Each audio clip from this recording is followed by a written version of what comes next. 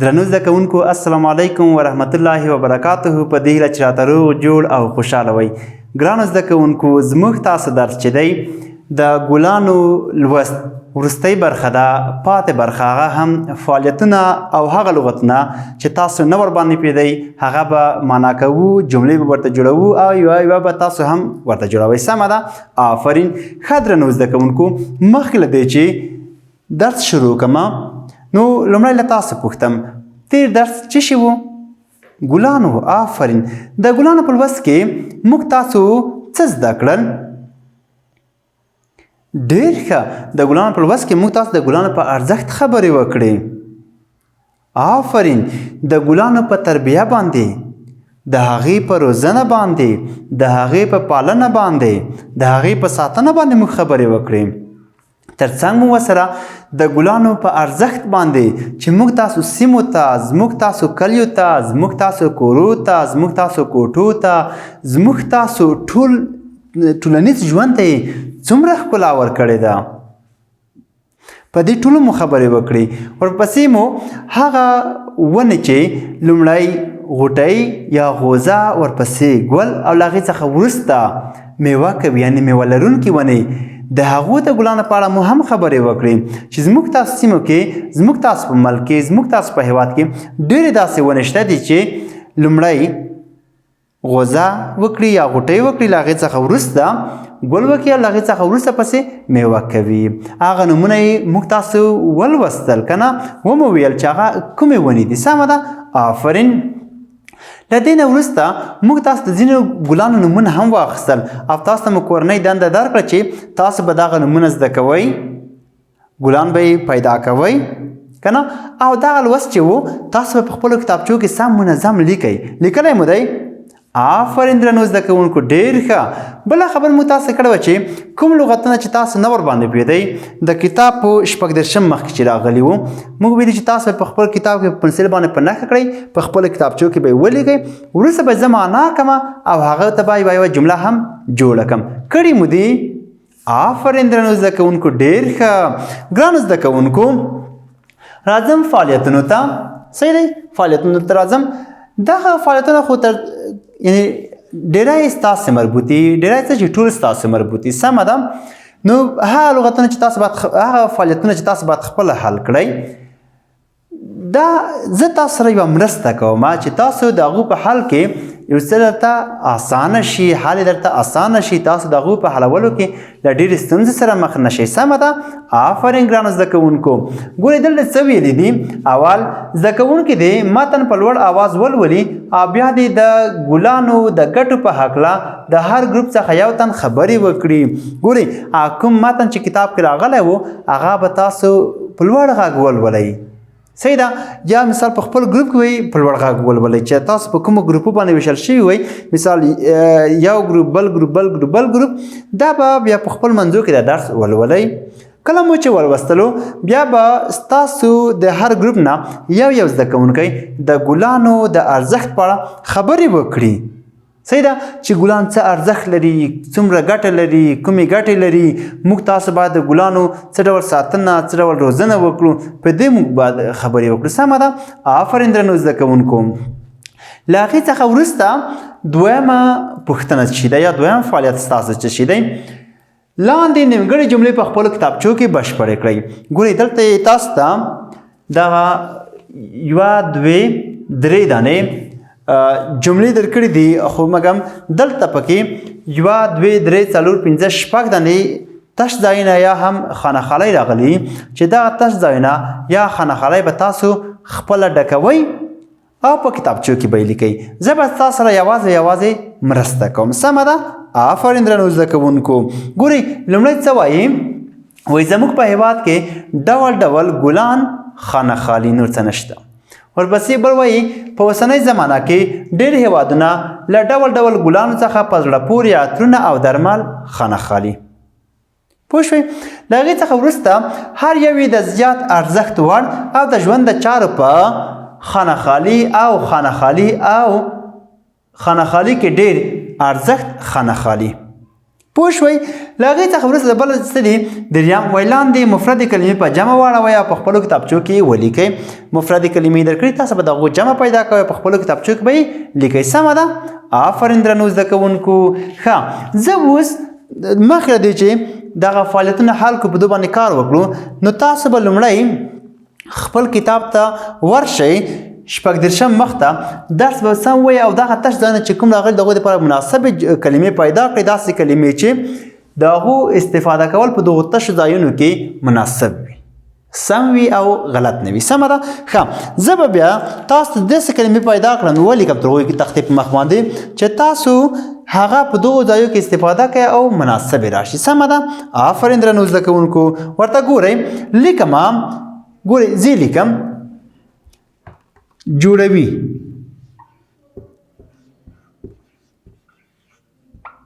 شي جوړوي آفرین بل لیکمه خوشحالي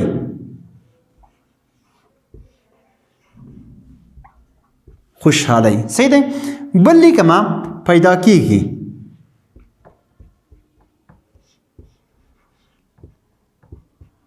شي پیدا کیږي صحیح دی بل لیکمه ښکلا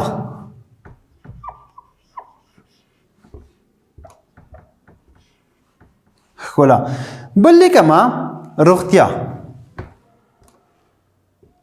ګورئ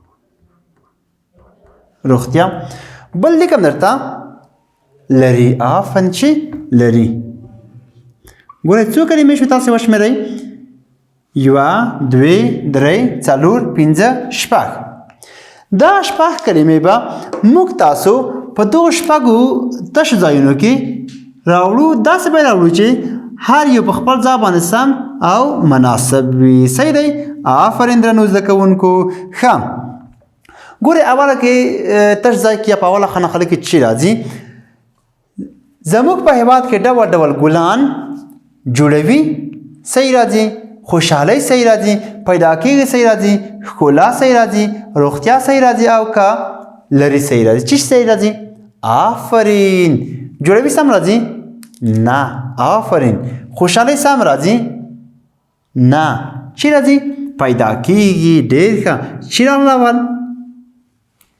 پیدا کېږي زموږ په هېواد کې ډول ډول ګلان پیدا کېږي صحیح دی آفرین ښه بله څه راځېږي وایي په اوسنۍ زمانه کې ډېر هېوادونه له ډول ډول ګلانو څخه په زړه پورې عطرونه او درمل جوړوي صحیح راځي خوشحالۍ صحیح راځي پیدا کېږي خو مو ولیکلو هلته ښکلا صحیح راځي روغتیا صحیح راځي او که لري صحیح راځي چې راځي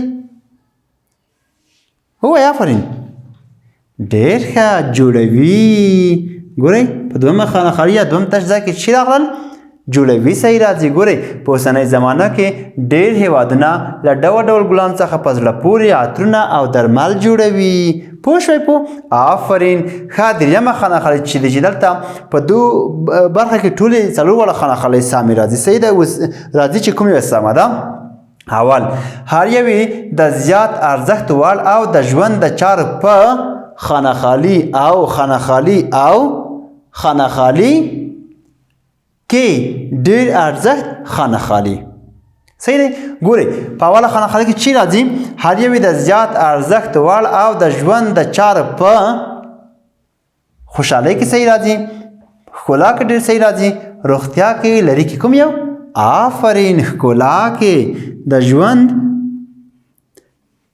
د چارو په ښکلا او شی بل صحیح راځي بلکې روغتیا آفرین چې روغتیا د ژوند د هر یوې د زیات ارزښت وړ او د ژوند د چارو په ښکلا روغتیا آفرین خوشحالۍ پنځمه کې خوشحالۍ او لري په شپږمه کې چې ارزښت لري سم راځي پوه شوئ پوه درنو زده کوونکو چې راغلل ګورئ په اوله خانقاه کې چې راغلل پیدا کېږي صحیح راځي زموږ په هېواد کې ډول ډول ګلان پیدا کېږي په دویمه خانقاه کې جوړوي صحیح راځي ګورئ په اوسنۍ زمانه کې ډېر هیوادونه له ډول ډول ګلانو څخه په زړه پورې عطرونه او درمل جوړوي. په درېیمه خانه خلک چې راځي ورته ګورئ، هر یو یې د زیات ارزښت وړ او د ژوند د چارو په ښکلا صحیح راځي، په بل کې روغتیا، ښکلا او روغتیا، ورپسې خوشحالۍ صحیح راځي. د ژوند د چارو په ښکلا، روغتیا او خوشحالۍ کې ډېر په آخر کې بیا څنګه ارزښت صحیح راځي، په ارزښت نه وروسته چې لري صحیح راځي کې ډېر ارزښت لري. پوه شوئ؟ آفرین درنو زده کوونکو. ښه دا به اوس پاکمه، اوس به راشمه هغه لغتونه چې تاسو درکړي دي چې دې به مفرد شکل درکړی، جمع یې ولیکئ، هغه به ولیکو او پیدا به یې کړو. سمه ده. آفرین درنو زده کوونکو. ګورئ دلته لیکلی کشمالی، کشمالی صحیح دی. موږ تاسو یاګانې لوستې وې، صحیح ده. په دو باندې بحث کړی دی په تېرو صنفونو درسونو کې چې دا مفرده یا ده، ساده یا ده او د مفرد نومونو لپاره راځي. صحیح ده. ګورئ کشمالی جمع چې دی هلته کتاب کې هم لیکلي کشمالی، کشمالی په کشمالی باندې فقط او فقط په یا کې فرق دی. دلته ساده یا ده، دلته یې په څرګنده یا لنډه یا باندې راوړی. کشمالی په کشمالی راځي. صحیح دی. ګورئ زه سیر ته ولیکم، کشمالی په کشمالی باندې راځي. ګورئ کشمالی،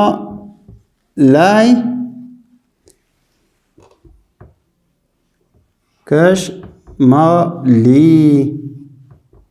پوه شوئ؟ آفرین. بل چې دی زردالو دی. ګورئ یو زردالو، زردالو صحیح دی. په څه شي باندې؟ ګورئ ځینې خلک زردالی په زردالو باندې اړوي. ګورئ دې مفرد شکل زردالی هم راتللی شي، زردالی، زردالو ځینې بیا زردالی شي، زردالی په زردالو اړوي، زردالو صحیح دی. او زردالو بیا په زردالانو باندې اړوي. صحیح دی. تاسو کتاب کې هم راوړي زردالان، زردالان صحیح دی. آفرین درنو زده کوونکو. بلې مڼه راوړئ. ګورئ مڼه په آ باندې خلاص شوی دی، مڼه جمع چې دی مڼې، مڼه په مڼې باندې اوړي، په اوږده یا باندې آ په ای اوړي. بل چې دی مالټه دی، مالټه هم په آ خلاص شوی دی، په آ مالټه په چی باندې اوړي؟ په مالټې باندې. مالټه مې وخوړه، مالټې مې وخوړې. صحیح ده. یوه مالټه خوراکه، څو مالټې راته وتله. پوه شوئ؟ آفرین. دا زموږ تاسو د نن ورځې درس و درنو زده کوونکو. ستاسو کورنۍ دنده ده چې دا فعالیتونه په خپلو کتابچو کې ولیکئ او دغسې به 5 دانې داسې لغتونه لکه ګورئ کشمالی په کشمالي، زردالی په زردالان، زردالی په زردالو، زردالو په زردالان، مڼه په مڼې، مالټه په مالټې باندې واړوئ. تاسو 5 داسې نورې کلمې پیدا کړئ چې مفرد شکل یې په جمع باندې واړوئ. سمه ده.